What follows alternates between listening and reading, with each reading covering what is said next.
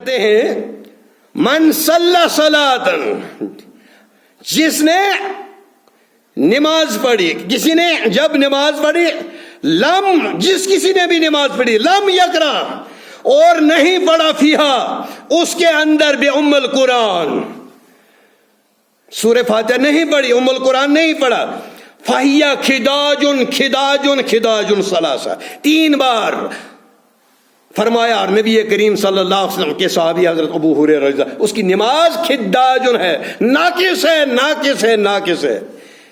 اور آگے حدیث میں یہ بھی ذکر آیا غیر التمام، یعنی اس کی نماز ہی نہیں ہوئی۔ اس سے واضح دلیل بھی چاہیے، یہ رکن ہے۔ شرائط ہم پیچھے پڑھ کر آئے، شرائط چھوٹ جائے نماز باطل، رکن چھوٹ جائے نماز باطل، اگر واجب چھوٹ جائے تو سجدے سہو سے اس کی تلافی ہوتی ہے۔ اس لیے ان چیزوں کا ضروری معلوم ہونا بہت لازمی ہے۔ چھوٹی چیزیں سیکھنی چاہیے۔ جب ہماری نماز درست ہوگی، آخرت میں پہلے نماز کا سوال ہوگا، توحید پہلے، توحید پر فیصلہ ہو جائے گا۔ یاد رکھنا ایک امپورٹنٹ چیز جو ہے وہ توحید ہے۔ شرک، مشرک کو کبھی معافی نہیں ہوگی۔ جس نے اللہ کے ساتھ شریک ٹھہرایا وہ جہنم میں جائے گا ابد الابدا، وہ کبھی وہاں سے نہیں نکلے گا۔ اس لیے شرک سے بہت ڈرایا نبی کریم صلی اللہ علیہ وسلم۔ اور یہ شرک معلوم نہیں ہوتا، یہ بہت نازک معاملہ ہے۔ اللہ رب العالمین کے قرآن مجید کے اندر 3 حصے صرف شرک کو رد کیا گیا اور توحید سمجھائی گئی۔ قرآن کے اگر 3 حصے کر دیے جائیں، یعنی 10 یعنی کہ 20 سپارہ، مثال بول رہا ہوں، 20 سپارہ صرف شرک اور توحید پر نازل ہوئے، اور باقی جو احکامات ہیں، حضرت ابراہیم علیہ السلام کا ذکر ہوا تو وہاں پر بھی شرک کو رد کیا گیا۔ حضرت ابراہیم علیہ السلام کا ذکر کیا گیا کہ انہوں نے بھی شرک کو رد کیا۔ یا رسول اللہ صلی اللہ علیہ وسلم، آپ کے لیے آپ کے ابا حضرت ابراہیم علیہ السلام، آپ کا دادا، وہ اسوہ حسنہ ہے تمہارے لیے۔ انہوں نے جس طرح شرک کی تردید کی، رد کیا، اسی طرح یا رسول اللہ صلی اللہ علیہ وسلم آپ کو بھی رد کرنا ہے۔ نبی کریم صلی اللہ علیہ وسلم نے مکی زندگی 13 سال صرف شرک کا رد کیا اور توحید کو سمجھایا۔ 13 سال محمد رسول اللہ صلی اللہ علیہ وسلم صرف 13 سال ایک ہی تعلیم دی، شرک کو رد کرتے رہے اور توحید کا ڈنکا بجاتے رہے۔ تو اس لیے ہماری نماز جو ہے، توحید کے بعد کیا ہے؟ نماز، اور اس پر فیصلہ ہو جائے گا۔ اس لیے اگر ہماری نماز کے اندر نقص ہو، اگر کوئی رکن رہ گیا، وہ تو نماز ہی نہیں ہوئی نا۔ پوری عمر ہم رکن چھوڑتے رہے اور ہم سمجھتے رہے ہم نے نمازیں پڑھی ہیں۔ اس لیے ان کا سیکھنا، اتنا علم سیکھنا ہر مسلمان پر فرض ہے، جس سے ایک انسان کو، ایک عام آدمی کو حلال اور حرام کے درمیان تمیز ہو جائے۔ اتنا علم سیکھنا لازمی ہے ہر ایک مسلمان کے لیے، چاہے عورت ہو یا مرد ہو۔ دین میں کوئی تفریق نہیں کی گئی۔ عورت کی نماز الگ نہیں ہے، عورت کی بھی ایسی نماز جس طرح ہم پڑھتے ہیں نماز۔ عورت کی ایک شرط ہے، وہ پردے میں ہونی چاہیے۔ وہ اوپر سے نیچے تک، سر سے لے کر پاؤں کے انگوٹھوں تک، وہ پردہ ہی پردہ ہے۔ محدثین نے، سلف الصالحین کا قول ہے، عورت کے ناخن بھی پردہ کرنے کے قابل ہیں۔ ناخن، عورت کا ناخن بھی کھلا نہیں ہونا چاہیے۔ اتنی سٹرکنس ہے، یہ عام چیز نہیں ہے، عورت کی بڑی اہمیت ہے۔ اور جو چیز اہم ہوتی ہے، سریا عام ہے، سڑکوں پر پڑا ہوتا ٹنوں کے حساب سے۔ سونا، اس کی قیمت ہے۔ ایک تو دکان کو تالا لگا ہے، پھر اس کے بعد سیف کو باہر والا تالا ہے، پھر اس کے اندر جو چھوٹی سیف ہے اس کا بھی تالا، 3 تالوں میں ہوتا ہے۔ کیوں؟ باہر کیوں نہیں چھوڑتے؟ چوری ہو جائے گا۔ وہ اہم ہے، عورت اہم ہے مرد سے، اس لیے اس کو کہا گیا کہ پردے میں رہو۔ آپ یوں ہی نہیں دنیا میں آئیے، آپ کا بہت اونچا مقام ہے اس شریعت کے اندر، جس شریعت کے بانی اور جس شریعت کو لے کر اللہ رب العالمین نے محمد رسول اللہ صلی اللہ علیہ وسلم کو بھیجا۔ آپ کو پٹی پڑھانے آئیں گے. یہ قدامت پرستی، یہ پرانے لوگ ہیں، یہ قدیم زمانے کے لوگ ہیں. عورت کو بند کر دیا، پردے میں رکھ دیا. نہیں میری بہن، تیری عزت اگر ہے وہ پردے کے اندر ہے. پردے سے باہر آ گئی، تیری عزت کا کوئی گارنٹی نہیں. جب تک تو پردے کے اندر ہے تب تک تیری عزت محفوظ ہے. پردے سے باہر آ گئی، تیری عزت کا کھلواڑ کسی وقت بھی ہو سکتا ہے، کوئی ذمہ وار نہیں.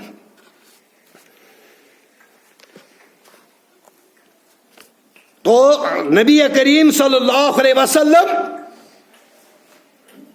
حضرت ابو ہریرہ رضی اللہ عنہ فرماتے ہیں کہ نبی کریم صلی اللہ علیہ وسلم فرمایا، من صلی صلاۃً، جس شخص نے بھی، کسی نے بھی نماز پڑھی، لم یقرأ فیہا بے ام القرآن، اور اس میں ام القرآن سورہ فاتحہ نہیں پڑھی، فہی خداج خداج خداج غیر تمام، اس کی نماز ہی نہیں ہوتی. 3 بار فرمایا وہ ناقص ہے، ناقص ہے. اور حضرت ابو ہریرہ رضی اللہ تعالی عنہ سے پھر سوال کیا گیا. اب مسئلہ واضح کرنا ہے نا. اب کہیں گے امام پڑھ رہا ہے تمہیں کیا پڑھنے کی ضرورت ہے. حضرت ابو ہریرہ رضی اللہ تعالی عنہ سوال کیا صحابی نے، ان نکون وراء الامام، اے ابو ہریرہ میں امام کے پیچھے ہوتا ہوں تو میں کیسے پڑھوں. واضح ہو گیا نا. اب مولانا طارق مسعود صاحب کی وہ لپپوتی تو نہیں چلے گی نا.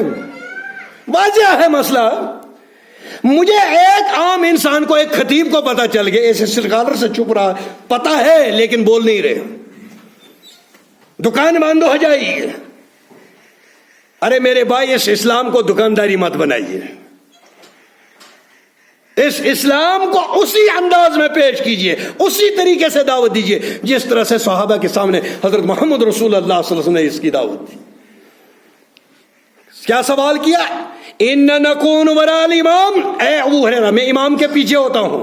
حضرت ابو ہریرہ رضی اللہ عنہ نے فرمایا، اقرأ بنفسک، اقرأ بہا نفسک، اپنے جی میں پڑھ لو. اونچا نہیں پڑھنا ہے کہ امام کو غلط ہو جائے، اپنے جی میں پڑھ لو. کلیئر ہو گیا معاملہ، کلیئر ہو گیا. اس کے بعد صحیح مسلم کے اندر حدیث نمبر 395، عام طور پر یہ کہا جاتا وَإِذَا قُرِئَ الْقُرْآنُ فَاسْتَمِعُوا وَانصِتُوا لَعَلَّكُمْ تُرْحَمُونَ، جب قرآن پڑھا جائے چپ رہو اور خاموش رہو، غور سے سنو. اور جب ہم یہ دیکھتے ہیں یہ آیت مکہ میں نازل ہوئی ہے، نماز مدینے میں فرض ہوئی ہے، تو اس آیت کا شان نزول کیا ہے؟ مکہ کے مشرکوں نے پروگرام بنایا کہ محمد صلی اللہ علیہ وسلم قرآن پڑھتے ہیں اور ہمارے بچے کہیں اس کے شکار نہ ہو جائیں، وہ مسلمان نہ ہو جائیں. اس لیے جب وہ قرآن پڑھنے لگے تم شور کرو. تو اس شور کرنے میں کچھ لوگ ایسے بھی تھے جو نئے آئے تھے، انہوں نے بھی شور کرنا شروع کیا. اللہ رب العالمین نے فرمایا جب قرآن پڑھا جائے خاموش رہو اور سنو.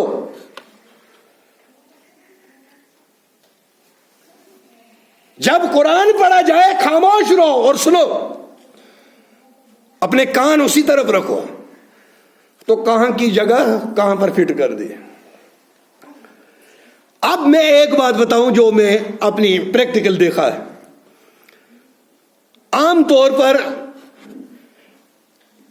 جو یہ لوگ ہیں جو کہتے ہیں کہ قرآن یہ سورہ فاتحہ مت پڑھو، صبح کی نماز، صبح کی نماز میں اگر امام نے فرض شروع کر دی تو فقہ کے اندر لکھا ہوا ہے کہ آپ جلدی جلدی پیچھے پڑھ لو. اس وقت بھی قرآن پڑھا جا رہا ہے. اس وقت امام صاحب جب قرآن پڑھتا ہے تو آپ کیسے اس کو اجازت دیتے ہیں کہ پیچھے پڑھو؟ وَإِذَا قُرِئَ الْقُرْآنُ جب ہمارے پر فٹ کرتے ہو اپنے ان لوگوں پر بھی فٹ کرو نا. ان کو کیسے اجازت دیتے ہو؟ اس کے لیے ایک حکم ہے. اگر آپ امام صاحب صبح کی نماز شروع کر دیں، کھڑی ہوگی، تکبیر ہوگی، اللہ اکبر، کوئی آدمی سنت پڑھ رہا ہے، اس کو سنت توڑنی ہے، فرض کے اندر شامل ہو جانا ہے. کیونکہ نبی کریم صلی اللہ علیہ وسلم نے فرمایا جس صلاۃ کی، جس نماز کی اقامت کہی گئی اس وقت وہی نماز ہے اور کوئی نماز نہیں. فرض لازمی ہے، سنت لازمی ہے، فرض لازمی ہے. اور اس کے حضرت ابو داؤد، امام ابو داؤد اپنی صحیح کے اندر لایا ہے، ایک حدیث مبارک ہے کہ ایک صحابی صبح آیا، نبی کریم صلی اللہ علیہ وسلم کے ساتھ فجر کی نماز میں شامل ہو گیا. سلام پھیری، وہ صحابی کھڑا ہو کر پھر 2 پڑھ لی. نبی کریم صلی اللہ علیہ وسلم نے 2 رکعت کی، سلام جب پھیری وہ کھڑا ہو گیا پھر 2 پڑھ لی. تو نبی کریم صلی اللہ علیہ وسلم نے ایک عجیب چیز دیکھی، بولا آپ نے کون سی نماز پڑھی؟ آپ نے تو ابھی ہمارے ساتھ نماز پڑھی، آپ کون سی نئی نماز پڑھ رہے ہو؟ فرمایا یا رسول اللہ صلی اللہ علیہ وسلم، جس وقت میں آیا آپ نماز کے اندر داخل ہو چکے تھے، میں لیٹ ہوا، میں صبح کی سنتیں نہیں پڑھ سکا، اس لیے میں نے وہ 2 سنتیں پڑھی. تو نبی کریم صلی اللہ علیہ وسلم نے نہ منع کیا نہ اجازت، یعنی چپ ہو گئے. اس کو تقریری حدیث کہتے ہیں کہ نبی کریم صلی اللہ علیہ وسلم نے یہ اجازت دی ہے اگر کسی کی رہ جاتی ہے وہ سلام پھیرنے کے بعد کھڑا ہو کر وہ پڑھ سکتا ہے. یہ بھی طریقہ اس کا ہے، اور سورج طلوع ہونے کے بعد بھی پڑھ سکتا ہے. لیکن قربان جاؤں محمد رسول اللہ صلی اللہ علیہ وسلم کی عظمت پر، وما ارسلناک الا رحمۃ للعالمین. پتہ تھا امت کو کام ہوگا، کہاں یہ 1 گھنٹہ نہیں آرام انتظار کر سکتے، اس لیے قرار پہ رکھ، یہ تقریر حدیث بنا دیا کہ اگر کسی کو رہ جاتی ہے وہ جلدی پڑھ لے، جائز ہے. تو آپ مجھے بتائیے، آپ ایک منطقی بات بتاؤ، ہم جب امام صاحب سجدے رکوع میں جاتا ہے یا سجدے میں جاتا ہے کیا کرتا ہے؟ رکوع میں جب جاتا ہے پھر رکوع سے جب اٹھتا ہے کیا کہتا ہے؟ سمی اللہ لمن حمدہ، سمی اللہ لمن حمدہ.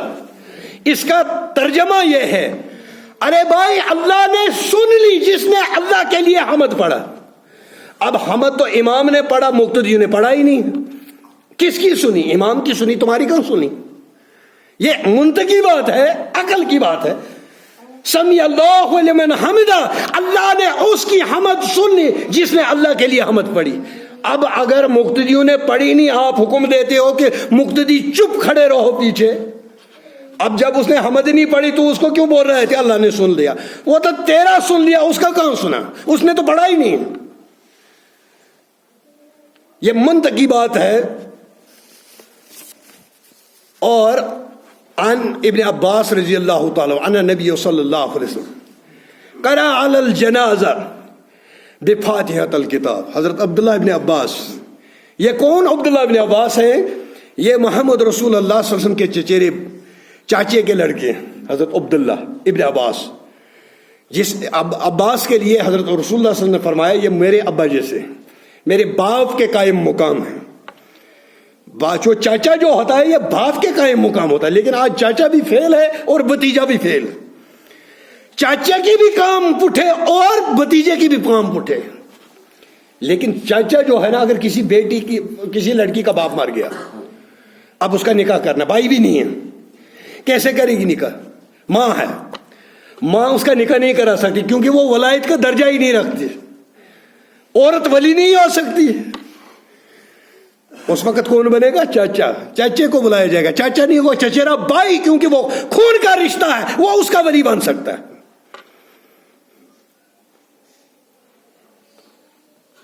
حضرت طلحہ بن عبداللہ بن عوف فرماتے ہیں کہ میں نے حضرت عبداللہ ابن عباس رضی اللہ عنہ کے پیچھے نماز جنازہ پڑھی، انہوں نے سورہ فاتحہ پڑھی اور فرمایا جان رکھو یہ سنت ہے. اونچی آواز میں پڑھی ہوگی تبھی تو سنا نا.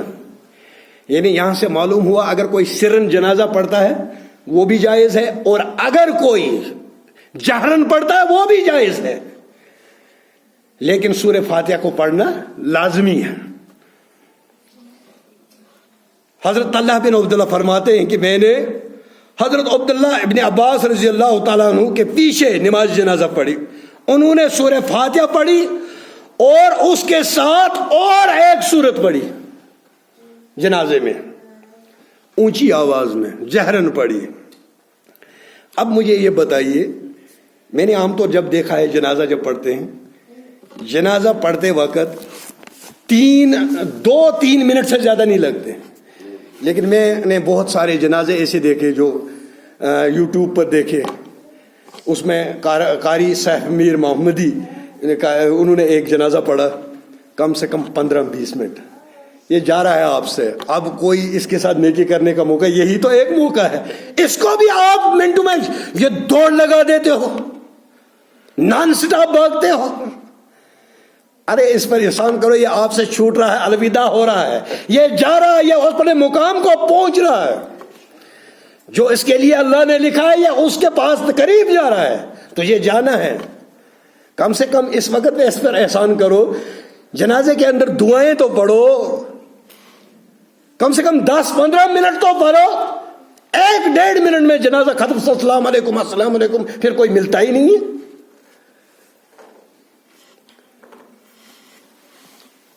ربیع الاول ختم ہو رہا ہے,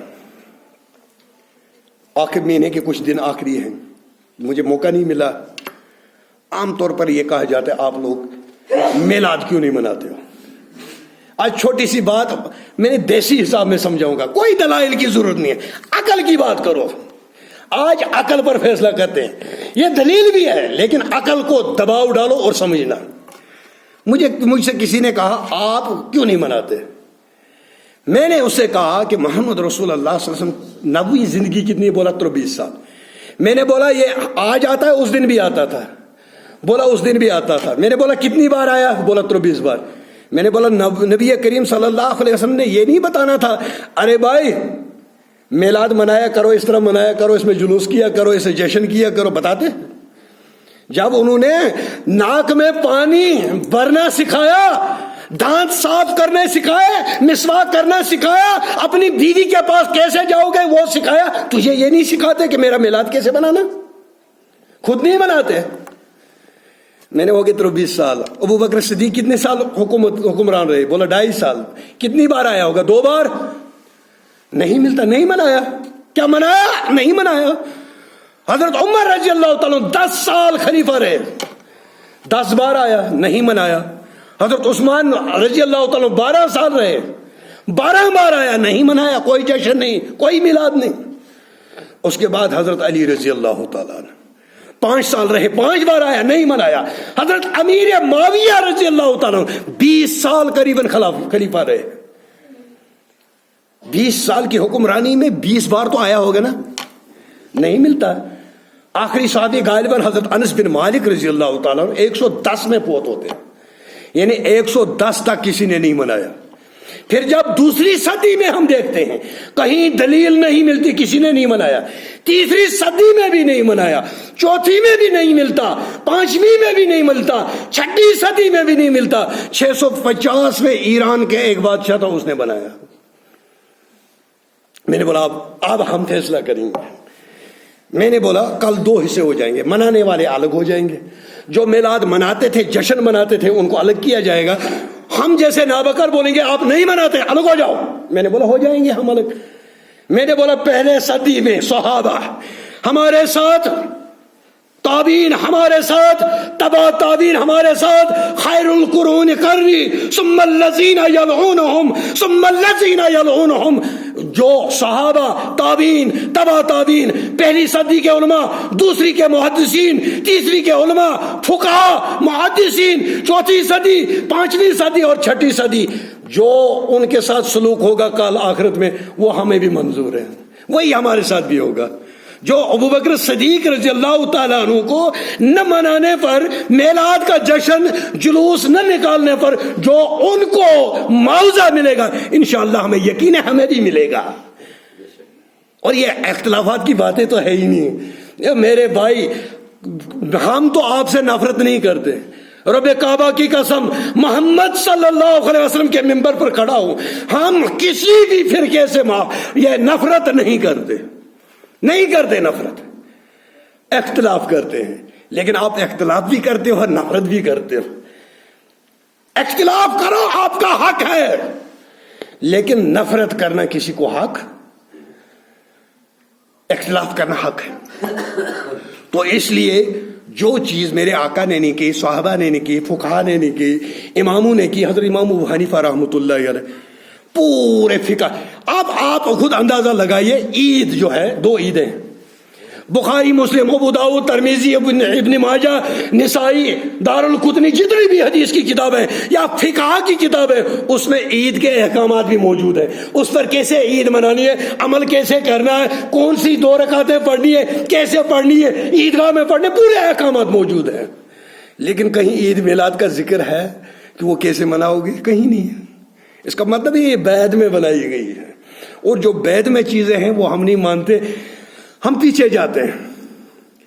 جہاں سے چشمہ نکلتا ہے ہم پیچھے جاتے ہیں. صحابہ کے دور میں جاؤ، وہاں پر آپ کو ریئل اسلام ملے گا، وہی دین ملے گا جو محمد رسول اللہ صلی اللہ علیہ وسلم نے صحابہ کو دے کر گئے تھے. اس لیے انشاءاللہ العظیم ہمیں کتاب و سنت کو اپنانا ہوگا، تب جا کر ہمیں اتفاق و اتحاد ہوگا. ہم سب مسلمان ہیں، اور ایسے چھوٹے چھوٹے مسائل پر ہم لڑنا بڑھنا یہ نہیں جانتے ہیں. کسی کو کفر کا فتویٰ ہم نہیں لگاتے. انشاءاللہ ہماری جماعت کا یہ امتیاز ہے، کوئی کتنا بھی گناہ کر دے ہم اس کو کافر نہیں سمجھتے. اللہ رب العالمین ہمیں سلف صالحین کے طریقے پر عمل کرنے کی توفیق عطا فرمائے. وآخر دعوانا الحمدللہ رب العالمین.